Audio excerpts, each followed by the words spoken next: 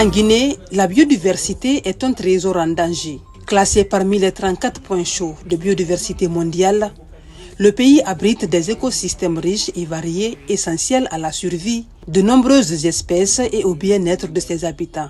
Cependant, la dégradation de cette biodiversité s'accélère à un rythme inquiétant. Pour répondre à cette urgence, le projet BioDev 2030 a lancé le 3 septembre 2024 sa phase 2 avec des ambitions renforcées pour préserver les ressources naturelles du pays. C'est la continuité de la phase 1, tous les acquis que nous avons eu à la phase 1, notamment l'identification des secteurs, notamment les dialogues qui ont été initiés.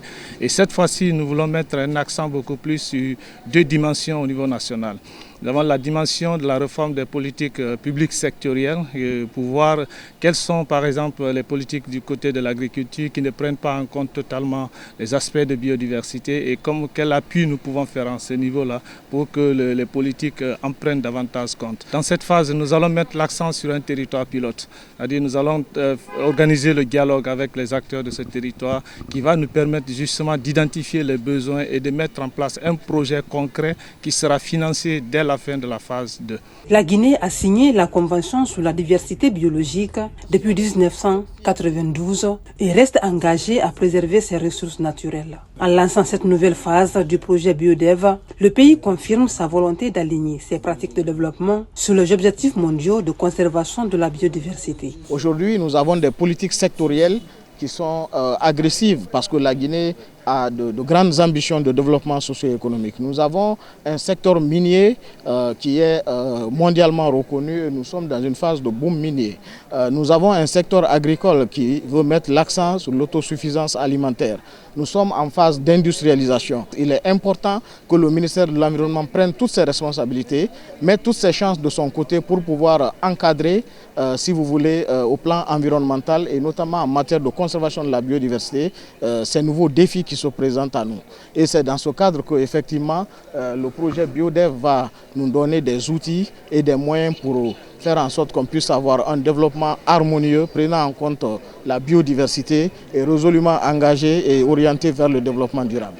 Il faut préciser que cette phase 2 du projet s'articule autour de 3 objectifs principaux, notamment renforcer la cohérence des politiques publiques, accompagner un territoire pilote dans la mise en œuvre de pratiques durables et développer les capacités de financement pour les projets favorables à la biodiversité. Il est financé par l'Agence française de développement. Cet atelier est l'occasion de rappeler les acquis de la phase précédente du projet BioDev qui a eu lieu de 2020 à 2022. En Guinée, comme vous le savez, ça a été rappelé, 3 principaux secteurs économiques importants en biodiversité ont été identifiés. La filière de l'or artisanal, la filière du bois d'œuvre et sur le secteur agricole, les filières de production de fruits et légumes. Ces filières, leurs acteurs et les liens entre pratiques productives et les pressions que celles-ci exercent sur la biodiversité ont été analysés au cours de la première phase du projet. Le diagnostic approfondi de ces filières, accompagné de travaux de concertation multi-acteurs, ont permis de dégager des pistes de solutions visant à réduire l'impact de ces filières et des pratiques productives sur la biodiversité en Guinée.